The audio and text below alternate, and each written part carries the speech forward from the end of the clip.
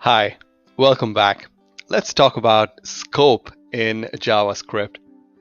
Confession, I totally underestimated the time it would take to create this video because I didn't understand the scope of JavaScript or this video. Speaking of scope, so I was reading this book by Gary Keller called The One Thing. I know what you're thinking. It's got the exact same title as a Michael Bolton album. Or is it a reference to a classic sci-fi masterpiece? Whoa. Alright, you never know. But hey, let's focus on the book here, alright? Uh, anyway, if there's one image that I could take away from this book, it would be this one. It's about the focusing question. Like, anyway, it's actually two questions, but it's still one question. If you ever find yourself lost, just ask yourself the focusing question to get you back on track. The question has two parts. The big picture. What is my one thing? What is the one area of my life that deserves my attention and energy? And the small focus, that's like a compass. What is what is the one action that I need to take right now and at what frequency? This gives you clear direction. So in my case, it would be programming. That's my big picture. And my small focus would be this video that I'm making right now. It's day 2 of my 100 Days of Code challenge. Um, it's really about the commitment to be consistent about one goal. Well, I know it's a lot to cover, but I have to remember that it's 100 days of code, not 100 hours of code in one day. Also, it's 100 days of practice, not 100 days of perfection. See, the more you do it, the better you get. Also, practice makes perfect. There's no need to be harsh on yourself. It's okay for the first draft to be messy. So, without further ado, here's a Batman themed introduction to scope in JavaScript. Let's take a look at some code now.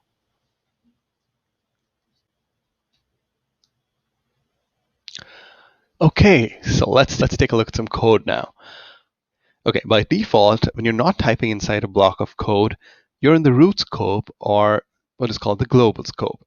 So whatever variables that I create over here have global scope, which means the variable is accessible from anywhere. So I can say var villain equals Joker or let signal equals false. Const superhero equals Wayne. Okay, why is superhero in all caps? Because that's the naming convention for const. Okay.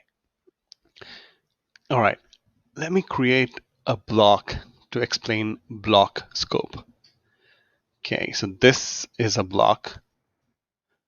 This is a function block.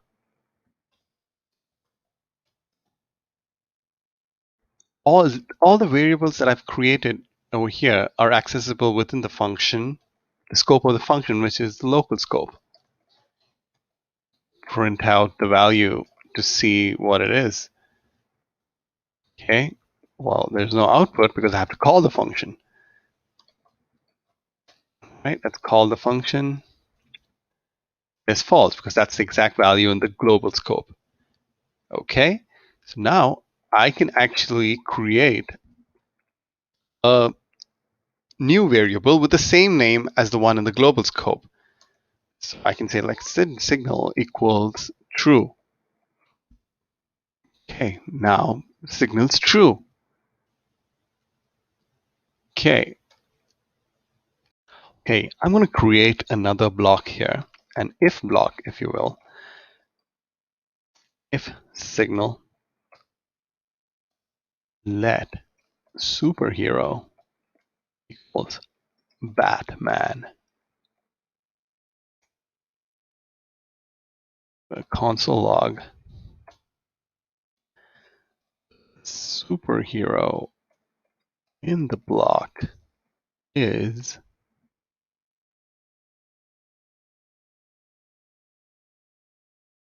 okay. We don't see an output, even though we set the signal to true. Well, this is because the value of the signal is confined to the local scope because we've declared it within the function. The global value of the signal is still false.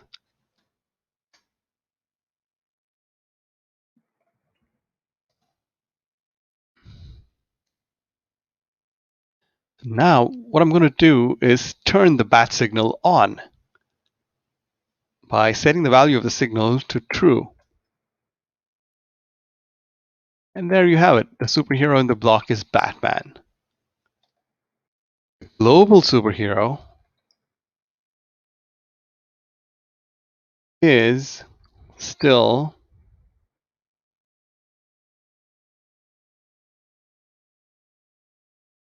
Bruce Wayne. All right, let's make things interesting. Let's have a fight function. Okay, I'm just going to copy paste this really complicated fight function. Okay, all it does is it outs console logs superhero versus villain, and it says fight. Okay, let's have a fight inside the block. Right? And let's have a fight outside the block. Okay. Now, as you can see, inside the block, the superhero in the block is Batman. The villain is still Joker. So the fight that's taking place inside the block, inside the if block, is Batman versus Joker. And the fight that's taking place outside of the block in the global scope is Bruce Wayne versus Joker. Now I'm just going to say, for kicks, var villain equals penguin. All right?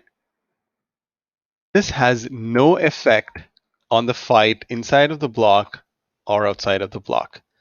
The villain is still Joker, is inside and outside. Now, okay, let's recap. We know that this is a block, an if block.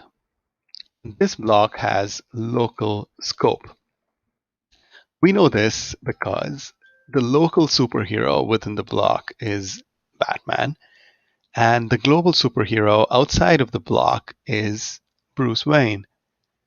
And the global villain is still the Joker.